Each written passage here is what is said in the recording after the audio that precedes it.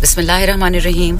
इन्हें 30 के तमाम मशरान कशरान तंजीम के अहदेदारानों को मेरा सलाम। अल्हम्दुलिल्लाह परसों मेरी पेशावर हाई कोर्ट से ज़मानत मंजूर हो चुकी है, प्रोटेक्टिव बेल, और आज मेरा पहला दिन है अपने हल्के में अपने लोगों के साथ। इसी तरह मेरे भाई अल्लाह ताला के, रसूलुल्लाह अलैहि सलाम के और खान साहब के एक सच्चे और पक्के मुजाहिद, उसकी भी जल्द ही इंशाअल्लाह मुझे लगता है हिफाजती बेल हो जाएगी। वो भी मेरी तरह अपने हल्के में होंगे।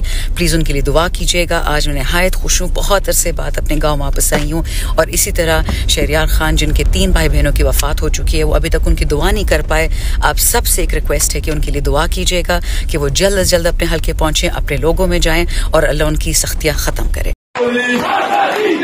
से पूछा तो इज्जत बोली, भाइयों से पूछा तो गैरत बोली। ये राह कदम है, इस राह के अंदर पुलिस भी होगी, जेलें भी होंगी, जेलें जो होंगी वो हमसे बढ़ेगी।